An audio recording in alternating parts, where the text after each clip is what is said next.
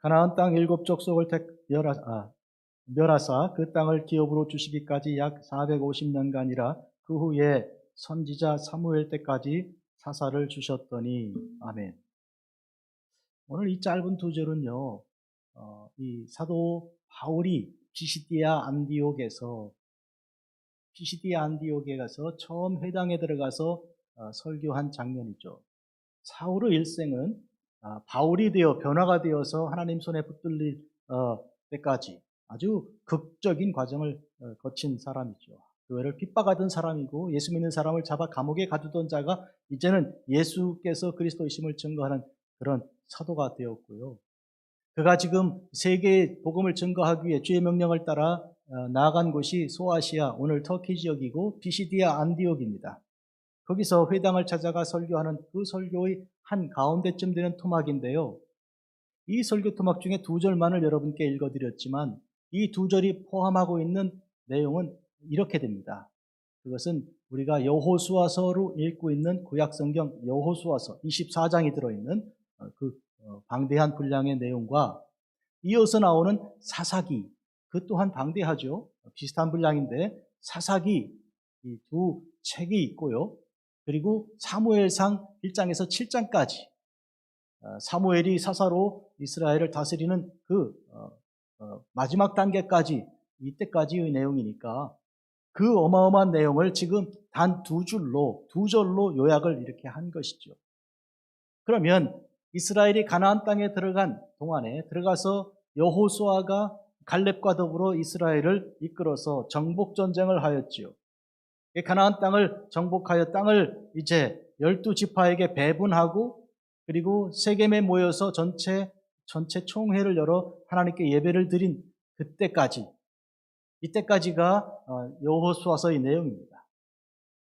오직 나와 내 집만은 여호와를 섬기겠노라 선포했던 그 여호수아와 우리도 그렇게 하겠습니다 약속했던 그 이스라엘의 그 모임이 이제 세겜 평지에서 쭉 펼쳐진 여호수아서, 그리고 이어서 나오는 사사기, 여러분 아시는 대로 에훗을 시작해서 이제 모든 사사들이 하나씩 둘씩 등장해서 이스라엘을 이끌고 나가던 그런 사사기 그 시대 마지막 사사로 나온 사무엘, 그는 동시에 제사장이었고요. 그는 동시에 선지자이기도 하였습니다. 그러니 사사와 제사장과 선지자 역할을 세 가지 직무를 감당했던 이 사무엘이 왕 제도를 세워달라는 백성의 요청을 통해서 왕을 세우는 장면에 들어가기 전까지 오늘 본문의 내용입니다.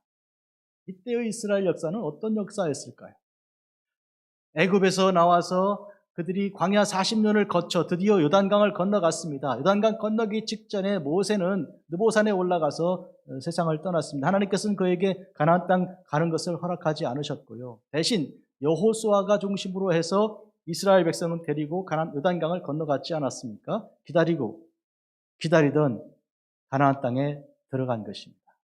가나안 땅에 들어가서 여리고성부터 시작해서 하나씩 둘씩 점령해서 이 가나안 땅 전체에 이스라엘의 12지파가 이렇게 자리를 잡기까지 가는 그 세월, 그리고 여호수아가 죽은 이후에 사사들이 하나씩 둘씩 일어나서 이스라엘을 이끌어갔던 그 세월, 드디어 한나의 기도를 통해 한나가 아들을 낳아서 그 아이를 이제 성막에 엘리 제사장 아래 수하에 두고 그 아이가 성장하여 사사가 되고 제사장이 되고 그리고 선지자 역할을 감당하여 이스라엘을 하나님 앞에 세우던 그때까지, 이 역사는 무슨 역사입니까?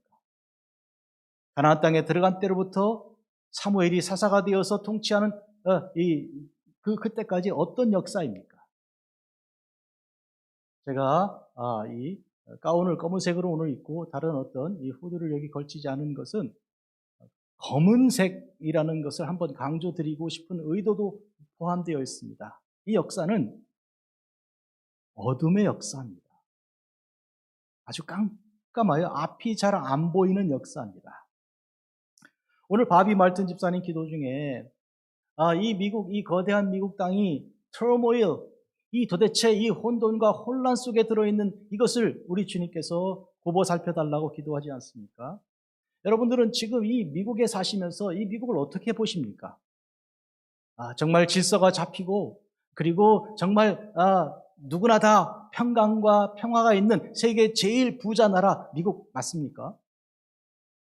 그런데 면밀히 그 속을 가만히 들여다보면 그렇지가 않다는 게 문제입니다. 이 참 굉장히 안타까운 현실입니다.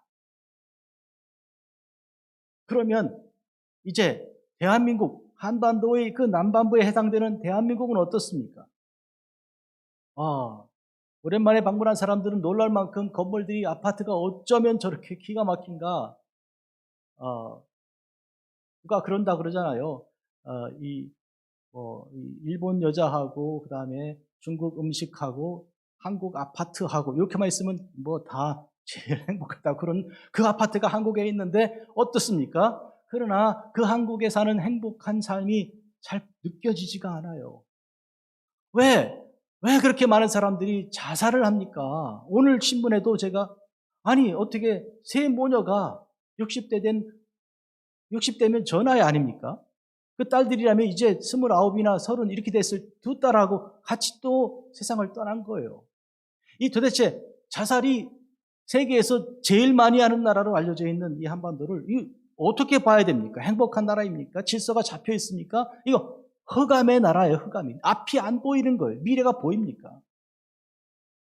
대통령이 지금 새로 된 지 한 달, 100일밖에 안 됐는데 잘한다, 기대가 된다 하는 그 율이 지금 아주 낮잖아요. 그 말은 무슨 얘기인가요? 이 지도력도 지금 밝지가 않다는 것이죠. 오늘 제가 이 말씀을 드리는 까닭은 이스라엘의 가나안에 들어갔을 때 여호수아 때부터 가나안 땅을 정복하고 그리고 분배하는 그 여호수아 시대, 여호수아서에 기록된 그 시대와 사사기에 기록되어 있는 그 시대와 사무엘상 1장에서 7장까지의 그 시대가 오늘 우리와 전혀 다르지가 않다는 것이죠. 그러니 오늘 그때의 이 이스라엘 역사와 오늘 우리의 현실이 닮아도 너무 똑같다. 그것을 우리가 알 수 있는 것이죠. 그런데 그럼에도 불구하고 우리는 한 가지 가장 중요한 사실을 잊어버리면 안 되는 것이 뭔가 하면 그 역사는 흑암의 역사이지만, 암흑의 역사이지만 동시에 그것은 구원의 역사이기도 하다는 것이죠. 동시에 오늘 우리도 마찬가지입니다. 우리가 사는 이 삶에 앞이 보이지 않고 정말 혼돈과 혼란이 있고 극심한 슬픔이 있는 그런 배어있는 세상이지만 이 또한 구원의 역사 속에 들어있다는 것 우리가 알아야 돼요. 구원의 역사란 뭘 말합니까? 이 바울이 설교할 때 맨 처음 시작한 것이 우리 조상 아브라함과 이삭과 야곱을 불러내셨다고 했어요. 그때부터, 즉 창세기 12장부터 역사가 시작된 거예요. 이스라엘 역사는. 그런데 이스라엘 역사가 아니고 사실은 구원의 역사죠. 그래서 신약의 구원을 선포하는 신약의 첫 번째 문장이 아브라함과 이렇게 시작하죠. 그리고 다윗을 거쳐 예수 그리스도의 족보라 이렇게 말하잖아요. 이 예수님께로 완성되는 구원의 역사가 아브라함, 다윗을 거쳐 예수님, 간단하죠? 그것을 지금 사도 바울이 피시디아 안디옥에서 설교하고 있는 거예요. 그는 아브라함부터 시작했고 지금 진행되는 중에 여호수아가 이끌어간 가나안 땅의 정복과 그리고 분배, 이어서 사사들의 통치, 마지막 사사인 사무엘의 등장까지가 오늘 본문의 내용이에요. 그러므로 오늘 본문이 아무리 어둡다고 해도, 오늘 본문에서 아무리 앞이 안 보이는 그런 좌절과 절망만 보인다고 해도 이 역사는 무슨 역사의 가운데 토막입니까? 구원의 역사의 가운데 토막이. 이 역사가 거기서 끝나는 게 아니에요. 거기가 종말이 아니에요. 우리는 조금 더 기다려야 합니다. 누구까지요? 예수 그리스도께서 오실 때까지 기다려야 됩니다. 오늘 사도 바울의 설교에 그는 예수 그리스도를 증거하는 증거로 그의 설교가 결론이 나는 거예요. 그런 의미에서 오늘 우리도 마찬가지. 아무리 미국 땅이 그리고 아무리 이 한국이 분단된, 언제 어떻게 될지 모르는 그런 위험한 그런 한반도가 우리 현실이라고 해도 이거는 이걸로 끝장이 아니요. 예수 그리스도께서 오셔야 하고 또 오시는 것을 기다리는 역사입니다. 그런 점에서 우리는 소망이 있는 것이죠.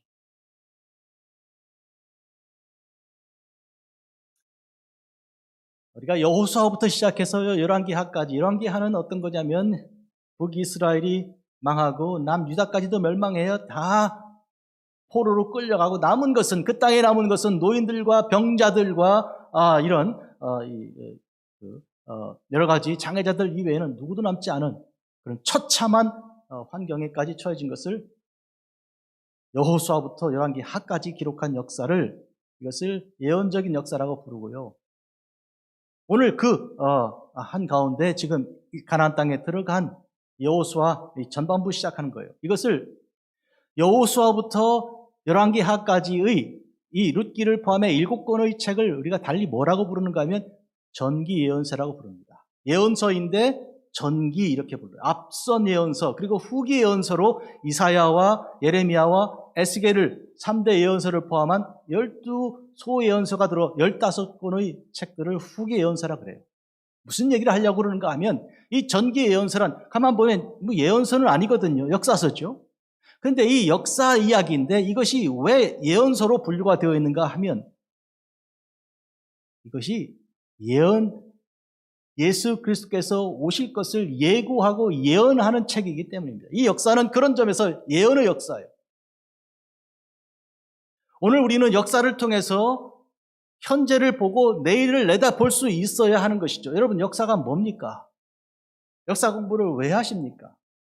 학교에서 역사를 가르치고 히스토리 하는데 히스토리는 뭐예요, 그게? 아침에 일부 예배 때 바비 말튼 집사님이 대답을 잘했어요. 그거는 우리가 중요하게 여겨서 이 선생님들이 정리해서 가르치는 내용이다 이렇게 했어요. 가르쳐서 뭐 하게요? 그 공부를 왜 합니까? 오늘 우리가 당장 필요한 그런 것들이 많이 있는데 옛날 얘기해서 뭐 합니까? 만약에 그 역사가 오늘 현재가 될 수가 없다면, 현재와 관계가 없다면 그 공부는 할 필요가 없는 거예요. 지나간 거 뭐 들어요? 지금 당장 필요한 거 해도 시간이 없는데. 그래서 키에르케고르는 현재가 될 수 없는 과거는 기억할 가치가 없다고 했어요. 현재가 될 수 없는 과거는 기억할 가치가 없는데 그 자꾸 옛날 얘기를 하면요. 아이들이 듣다 못해. 우리 2세 아이들은 할머니들이 이 서툰 영어 섞어가지고 이렇게 할머니 어렸을 때 먹을 것이 없어서 이렇게 입을 옷도 없었고 이렇게 얘기하면요. 가만히 듣다가 So what? 이렇게 얘기해요. 그래서 뭔데요? 나 아무 들어도 감흥이 오지 않는데 나하고는 무슨 관계가 있는 이렇게 되는 거예요. So what? 이렇게 되는 거예요. 그런데 오늘 이 여호수아를 중심으로 한 이스라엘이 가나안 땅에 들어가 정복하고 그리고 배분한 그리고 사사시대가 이어지는 이것은 오늘 우리에게 굉장히 중요한 주제예요. 이건 오늘 얘기이기 때문이에요. 현재가 되는 이야기이기 때문에 성경에 기록이 된 것이죠. 예언이기 때문에 예언의 역사이기 때문에 이것은 오늘 중요한 거예요. 이건 오늘로 이루어지는 것이고 그리고 예수 그리스도 안에서 이루어질 것이기 때문이죠. 여러분 그런 점에서 오늘 본문은 대단히 중요한 것입니다. 이것은 말하자 그러면 예언을 우리가 읽고 있는 것이고 이것은 오늘 이루어지는 일이고 이루어져야 할 일들인 것입니다. 여호수아가 앞장서서 이스라엘을 요단강을 건너 갔을 때 하나님께서 요구하신 것은 가나안 땅을 전멸해라. 7족속을 전멸하라. 오늘 본문에 들어있는 내용이에요. 가나안 땅 7족속을 멸하사 하나님의 명령이고 하나님께서 하신 일이죠. 자, 생각해 보겠어요. 가나안 땅에는 여러 히위 족속, 여부스 족속 이런 족속들 7족속이 살고 이미 땅에 살고 있는 거예요. 처음에 아브라함과 이삭과 야곱이 살던 그때로부터 400년 훨씬 넘었고 430년 더하기 40년 하고 이제 들어간 거 아니에요? 500년 가까이 후에 들어가 보니 땅이 이미 다 차지되어 있는 것이죠. 그런데 하나님 명령은 그들을 멸하라 그 말이에요. 멸하라. 헤렘이라는 히브리어는 다 죽이고 남기지 말라는 얘기예요. 여기에서 우리는 고민이 한 가지 생깁니다. 무슨 고민인가요? 가만 보니까 이거는 인종학살을 하라는 말씀이시네. 하나님을 믿지 않는다는 것 때문에 그들을 다 남녀노소 할 것 없이 심지어 양들, 소까지, 짐승까지 다 죽이라니 이게 무슨 무서운 말씀인가.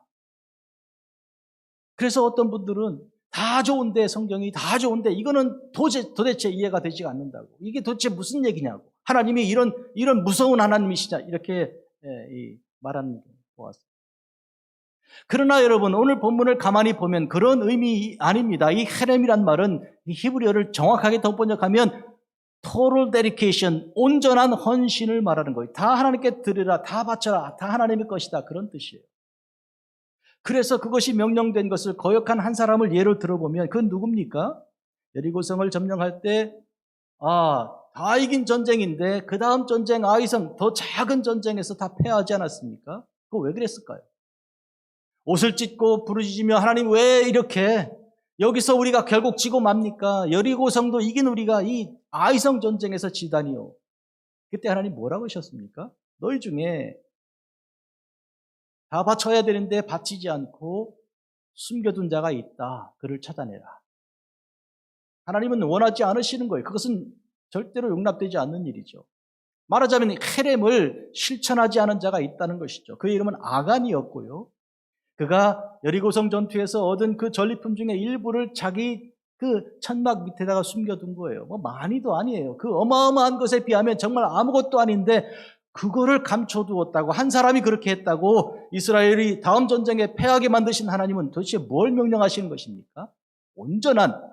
완전한 전멸, 곧 헌신이 요구된다는 거예요. 이건 굉장히 치밀하고 오늘 우리가 이것을 깊이 새기셔야 해요. 가나안 땅에 들어가 살아가는 삶의 가장 중요한 그 원칙으로 헤렘을 명령하신 것은, 이것은 이스라엘이 애굽 땅에서 출애굽할 때 가졌던 하나님의 주신 그 뜻과 정확하게 일치하는 거예요. 애굽 땅에서 그냥 살면 되지, 고기 까마 옆에서 고기 먹으면서 이렇게 지내면 되지, 왜 우리가 광야로 나가냐, 이런 스스로의 질문들도 있지 않았습니까? 이스라엘 사람들 중에. 그러나 하나님께서는 너희들은 내 백성 나와라 이렇게 하신 거예요. 재앙을 막 내려서 애굽 사람들도 싫어서 빨리 내보내라 하고 이스라엘 사람들도 분리가 되도록 하셨는데 그거 왜 그랬을까요? 애굽에서 애굽 사람들의 그 다른 신을 섬기며 그렇게 세상 중심으로 살아가는 것과 분리가 되라는 거예요. 성별되라는 거예요. 절대로 너희들은 세상과 같이 돼서는 안 된다 해서 끌어내신 거 아닙니까? 분리시키신 것이잖아요. 그런데 이 분리를 동시에 가나안 땅 들어간 거기서도 요구하고 명령하신 거예요. 그러니까 출애굽과 가나안 정복은 같은 맥락이에요. 나오거나 내쫓아내거나 쫓아내고 그들을 전멸시키거나 같은 내용입니다, 여러분. 출애굽 때는 우리가 나왔어야 하고요. 그 땅을 버리고 나왔어야 되고요. 가나안 땅 들어가서는 그 땅에 있는 기존의 사람들을 내쫓아 버려야 하는 거예요. 이 분리, 정확하게 말하면 절대로 세상 사람들과 섞여 살고 그들과 같이 돼서는 안 되는 것이죠. 애굽에서는 왜 나왔고 가나안에서는 왜 쫓아냅니까? 가나안이 하나님의 약속의 땅이기 때문에 그런 것이죠. 애굽은 약속 땅이 아니기 때문에 나그네로 거주할 땅이니까 어차피 떠날 땅이었어요. 그런데 가나안에서는 그래서는 안 되는 거예요. 그래서 전멸을 명령하신 것이죠. 이 전멸은 인종학살이 아니고요, 거룩함입니다. 성화예요. 이것을 신약에서는 너희는 이 세대를 본받지 말고 오직 마음을 새롭게 함으로 변화를 받아. 일단 로마서 12장 2절이에요. 여러분 간단하게 우습게 쉽게 들으면 안 됩니다. 이 세대를 본받지 말라. 너희들은 다르다. 달라야 한다. 너희들의 생명은 거기 있다는 거예요. 오늘 우리는 이 세상 사람들이 얼마나 우리의 모델이 되고 있습니까? 이렇게 해서 아파트 샀고 저렇게 했더니 저렇게 갑자기 돈이 불었고 그거 본받고 싶고 그대로 살고 싶은 마음에 우리 마음이 우왕좌왕 갈팡질팡하고 우리에게 본래 주셨던 은혜를 별거 아닌 것으로 생각하게 되고요. 부럽기가 한량없는 거예요. 다른 사람이 그렇게 부러운 거예요. 여러분 아직도 세상이 그렇게 부럽습니까? 그런데 하나님은 이렇게 명령하신 거예요. 절대로 그들을 본받지 마라. 헤렘해라. 너희들은 거룩한 족속이니 다르게 살라. 이 명령이에요. 오늘 우리가 이것이 생명이라는 것을 알아야 됩니다. 그렇게 할 경우에 하나님은 우리의 승리를 보장해 주시고 우리를 구원하시지만, 그러나 세상을 닮아갈 경우에, 세상을 좋아할 경우에, 그것을 보물로 여길 경우에 망하게 하시는 거예요. 아골 골짜기는 어떤 골짜기입니까? 이 아간 집안이 모여서 돌에 맞아 죽은 골짜기예요. 그렇죠? 그 골짜기를 어떻게 한다고요? 찬송가에 아골 골짝, 빈들에도 복음 들고 가오리. 이 세상이 다 아골 골짜기이기 때문인 거예요. 뭐예요? 사람들은 세상이 부러워서 좋아서 세상대로 사는 거예요. 지금 샌프란시스코를 보세요. 온 세상에서, 이 미국 전체에서 교회가 가장 작은 곳이고 교회 안 나가는 사람들이 제일 많은 지역이 샌프란시스코, 오클랜드, 산호제 이렇게 되는 거예요. 이런 세속적인 지역에 하나님의 교회, 근문교회가 세워지고 몇 개의 교회들이 이렇게 있는 것은 이 자체로 선교, 이건 어마어마한 사실이. 보십시오.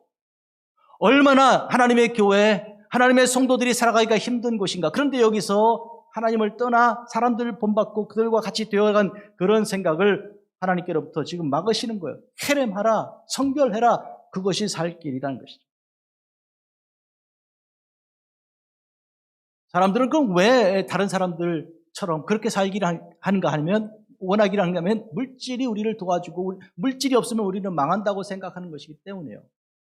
돈은 귀신도 부린다고 그렇게, 돈이 있어야 행세한다고 그렇게 생각하니까 한 문제인데 그건 그렇지가 않은 것이죠. 예수님은 뭐라고 말씀하셨습니까? 예수님께서는 사람이 떡으로만 살 것이 아니요 하나님의 입으로부터 나오는 모든 말씀으로 살 것이라 이렇게 말씀하셨어요. 사람이 떡으로 사는 게 아니다. 그런데 칼 마르크스가 사람이 사는 건 떡이다, 사람의 가치는 다 떡이다, 이렇게 되는 거예요. 그렇게 사람들이 그런 생각 가지고 이 세상에 건물을 짓고 그런 이제 경제 운영을 하고 정치 구조를 짜는 그런 이 세상이죠. 그래서 흑암의 세상이에요, 도대체. 그래서 인간 대접을 서로 하지 않는 세상이 된 거예요. 어저께는 우리 교회 필리핀 출신 집사님하고 잠깐 교회 밖에 서서 얘기하는 중에 필리핀 우리 선교하러 갈 거라 얘기했더니, 패스터 쪽 갈 때는 정말로 조심해야 된다고, 안 가는 게 차라리 좋다고, 내가 왜 필리핀에서 나왔는지 아느냐고, 모른다고. 그랬더니요, 인신매매가 그렇게 극성하다는 거예요. 아침까지 보이던 사람이 점심에 안 보인다는데, 그러면서 하는 얘기가 왜 그렇게 하는가 그랬더니, 누군가 이 히스테리가 필요해, 신장 하나 필요해. 그러면 그 저녁에 몇 시간 만에 딱 나온대요, 신장이. 저는 필리핀 얘기만 하려고 그러는 게 아니고 이 세상이 지금 다 그래요. 시간이 없으니까 제가 예를 다 들지 못하지만 참 무서운 거. 돈 있으면 다 할 수 있어요. 돈 준다 그러면 사람들이 다 나서는 거예요. 그래서 지금 이 세상이 이렇게 흑암이 된 거예요. 흑암이. 그걸 아셔야 됩니다, 여러분. 그러나 예수님께서는 사람이 떡으로 사는 것이 아니라 하나님 말씀으로 산다는 게 뭐예요? 사람이 말씀이 있어야 사는 거예요. 우리가 전도서, 우리가 지난 토요일 설교 제가 바로 어저께 드렸잖아요. 사람이 돈의 그늘이 있고 지혜의 그늘이 있는데 여기 거할 수도 있고 저기 거할 수도 있겠지. 그러나 지혜의 그늘, 말씀의 그늘에 있어야 산다, 생명이다. 우산이 2개 있다고 치자고요. 이 엄브렐라가 쳐 있는 거예요. 그늘이.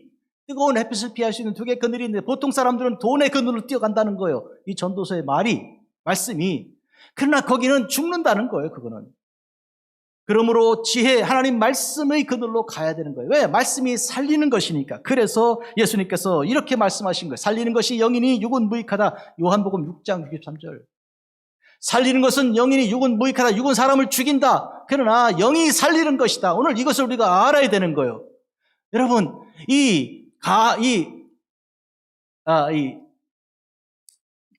하나님의 그 헤렘의 명령을 거역한 이런 이 아간 같은 사람이 이 시대에 천지가 있는 거예요. 다 빼돌리고 있어요, 전부 다.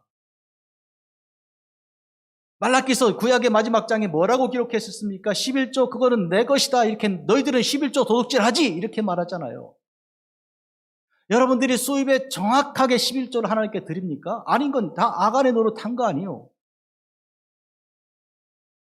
그런 점에서 이 세상은 가만 보면 전부 다 돈, 물질을 가지고 따라가는 그런, 심지어 교회 안에서. 제가 박사과제 가르친 학생 하나가 오클랜드 교회, 많이 모이는 교회 목사님인데, 흑인 교회죠. 들어오는 입구에 카페트 2개를 놓는다는 거예요. 하나는 동그라미 그려있고, 하나는 X 그려있는 거예요. 동그라미 밟고 들어오는 사람은 11조 낸 사람만 그리 들어오라는 거예요. 교회 예배는 드려야 되겠지. 그러나 11조 안 내는 사람은 X 밟고 들어와. 이렇게 마음의 가책을 주고 있다는 거예요. 이거는 무서운 얘기예요. 여러분, 그런 의미에서 오늘 우리가 물질이 나를 지키니까 이건 못 놔. 절대로 못 놓는다. 이런 생각 가지면 아간이 되는 거예요. 그런 사람들이 모여있는 곳이 아골 골짜기요. 그런데 가서 복음을 증거한다면 뭘 증거하겠습니까? 무슨 복음을 증거하겠어요?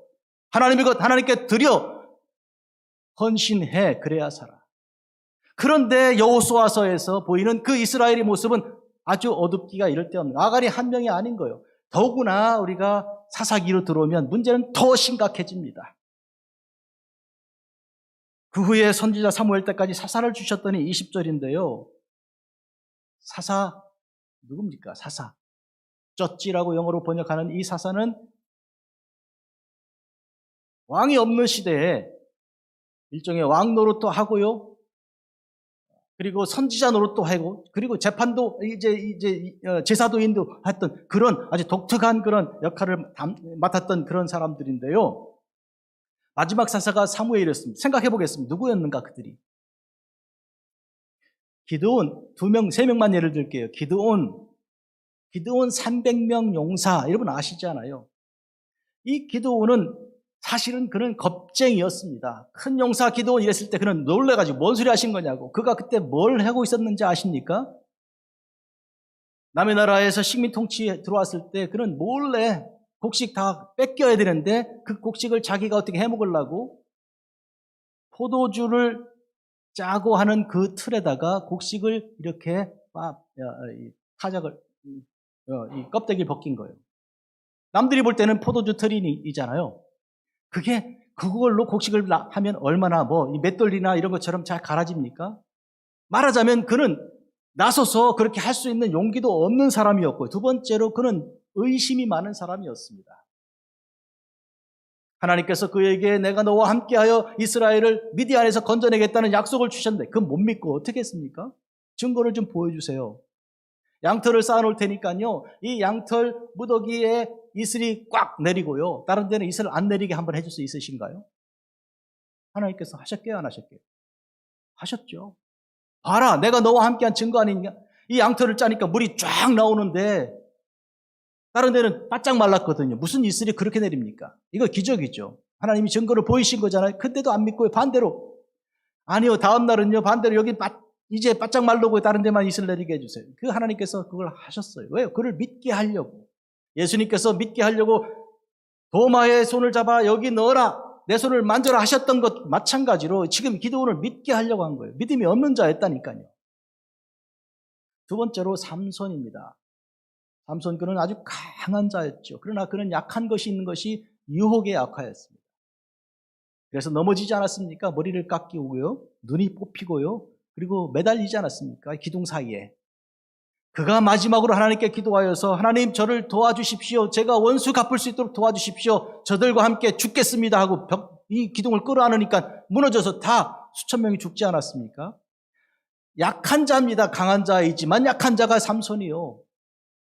세 번째로 드보라입니다. 참 혁혁한 놀라운 지도력을 가진 드보라인데 그는 놀랍게도 여자입니다. 당시에 여자는 인간 그 사람의 그 계수할 때도 인구조사에도 들지 않는 무시하는 그런 대상이었지만 하나님께서 들어 쓰신 거예요. 한마디로 말하면 그가 기드온이든 그가 삼손이든 그가 드보라이든지 말하자 그러면 길거리에 만날 수 있는 아무나 선택하신 거예요. 하나님께서. 어떤 영웅을 선택하신 게 아니고 이순신 장군이나 권율 장군을 선택한 게 아니고 그냥 아무나 길거리에 만날 수 있는 그 누구라도 선택하신 거예요. 그래서 어떻게 이스라엘을 통치합니까? 하나님 직접 통치요. 그래서 사사시대의 통치는 왕은 하나님이신 거예요. 이스라엘이 왕 제도를 요구할 때 사무엘 앞에 와서 요구할 때 하나님께서 뭐라고 사무엘에게 말씀하셨는가 하면 나 섭섭하다. 내가 저희들의 왕인데 나를 치우고 인간 왕을 세우려고 그래. 이렇게 하나님 말씀하실 정도로 사사시대는 하나님이 직접 통치하신 거예요. 그러니까 아무나 만날 수 있는 사람을 세워서 하나님의 영을 주시고 통치하시는 직접 통치가 나타나는 거예요. 여러분, 사람이 너무 인간이 위대하고 잘나면요, 그 인간을 선택하셔서 역사하시는 하나님이 빛나지 않는 거예요. 그 사람 다 한 것처럼 보이는 거니까. 그래서 그 사람을 칭찬하느라고 하나님 찬양을 못하게 되는 거예요. 이 세상이 원리가 그런 거예요. 지금 세상 잘난 사람이 너무 많아갖고 하나님의 영광이 지금 안 보이는 거지 하나님이 역사하시지 않는 게 아니에요.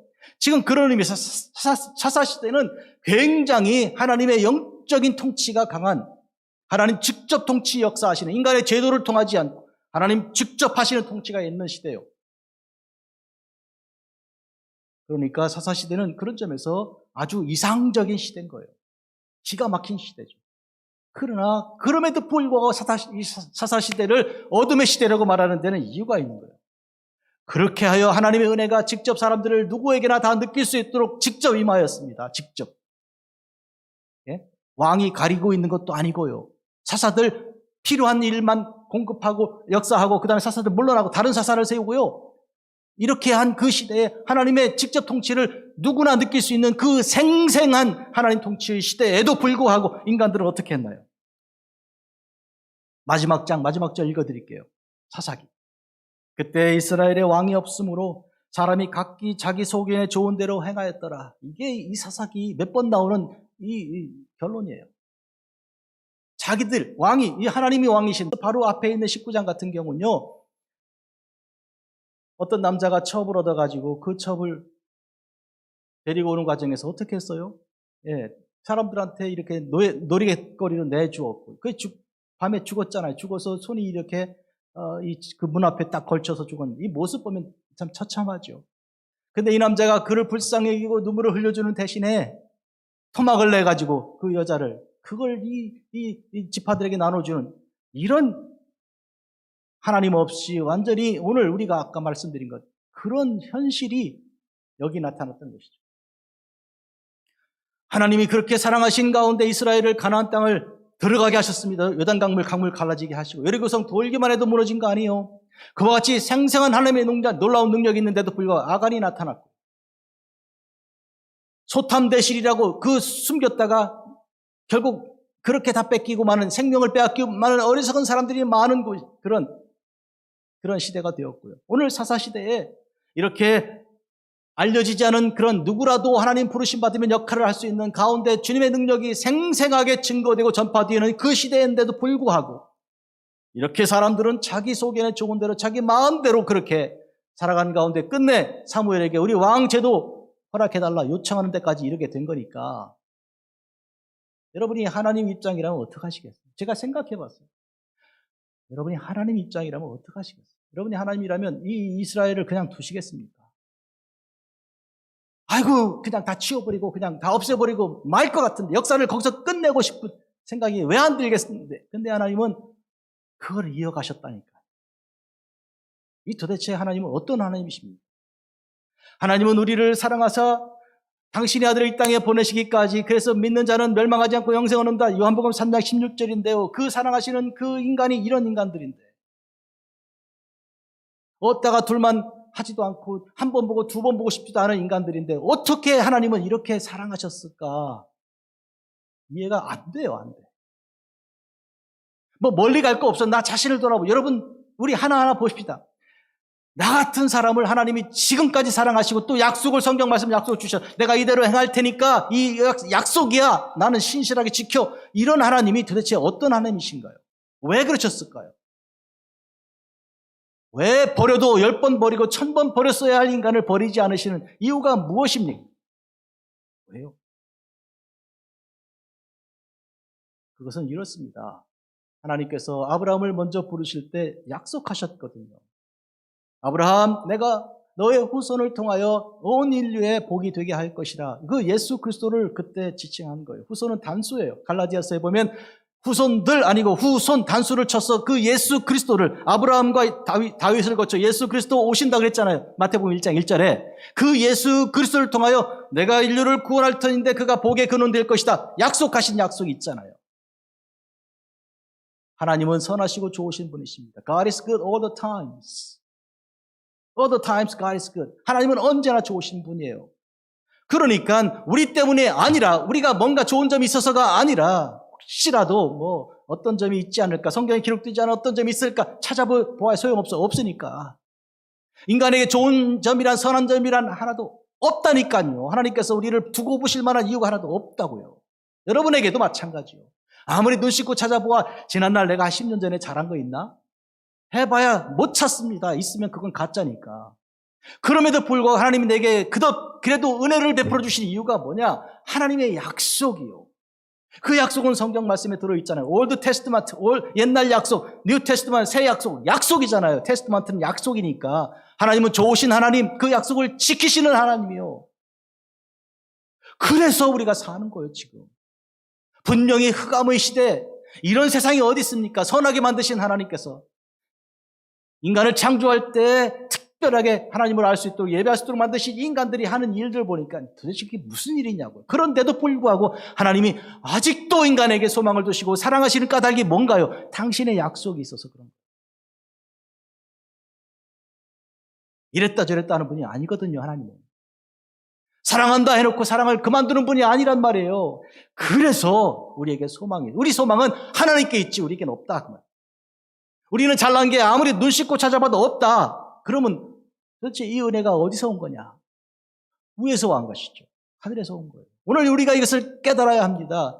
분명히 이 가운처럼 흑암의 세상이요. 그때가 여호수아 때와 사사시대가 사무엘 때까지 이르도록. 그러나 소망의 때입니다. 그때 있는 사람들은 결국은 예수 그리스도께서 하나님의 아들이 약속대로 오실 줄을 기다리는 중에 그들은 살아난 거예요. 하나님은 그것을 기다리라고 하신 거예요. 기다리지도 않는 사람들에게 예언자들을 보내서 기다려라.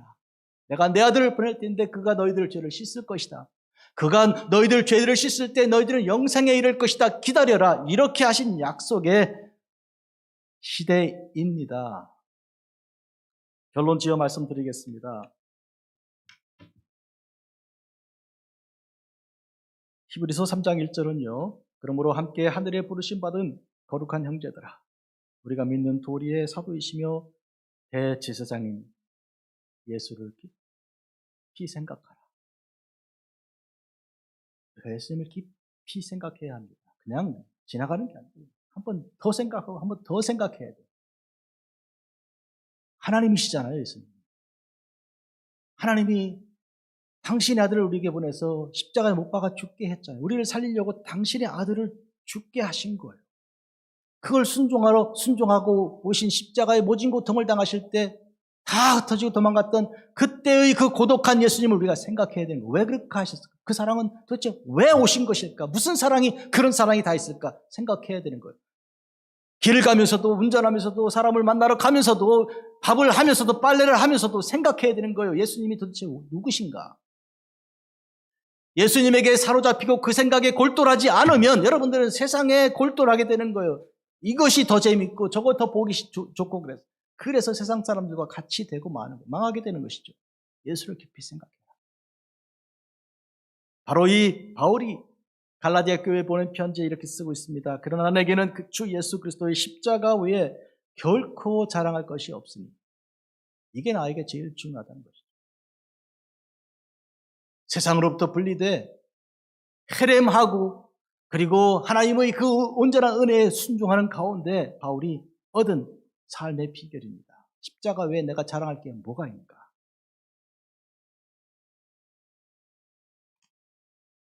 바울은 피시디아 안디옥에서 실시한 설교에서 여호수아 사사기 그리고 사무엘상 1, 2, 3, 4, 5, 6, 7장까지의 내용을 이렇게 딱 두 줄로 요약한 것인데 이들의 역사가 예수 그리스도의 십자가 보혈로 구속하신 구원의 역사가 된 것은 그들에게는 아무것도 없으나 하나님의 구원의 열정, 하나님 당신의 신실하심이 온전히 드러났기 때문입니다. 깜깜한 밤에 별 하나가 반짝인 그 별이 온전히 드러나게 된 것, 그것을 오늘 우리가 보고 있는 것입니다. 인간 세상에서 우리는 절망과 좌절을 경험합니다. 돈 하나로, 돈 때문에 형제들 사이에 법정에 서고요. 부모 자식 간에 고소하고요. 살인 벌어지는 이 험악한 세상에 그대로 따라가면 우리도 똑같은 운명이요. 뭐 남 얘기 아니에요. 이건 우리 얘기가 되는 거예요. 그러나 돌아서야 합니다. 해렘하라, 전멸하고 물러서라. 이것이 나오고 그리고 쫓아내고 이렇게 분리되는 것이 거룩함입니다, 여러분.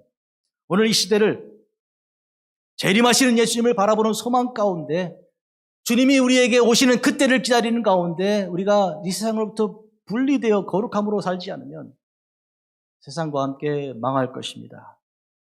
기도하겠습니다. 거룩하신 아버지 하나님, 하나님의 종들을 사랑하고 복을 주사 오늘 복된 말씀 주셨는데 사도 바울이 피시디아 안디옥에서 회당에서 일어서서 복음을 증거했던 그 복음의 내용을 우리가 듣습니다. 하나님, 이 복음을 전하기 위해서 우리가 아프리카로, 콜롬비아로, 북한으로, 중국으로 나아갈 때 하나님 저희들을 도우시고 축복하사 우리는 하나님의 백성인 것과 하나님께 속한 자이며 예수 그리스도를 깊이 생각해야 하는 주의 종들임을 잊지 않게 하옵소서. 예수님의 이름으로 기도합니다. 아멘.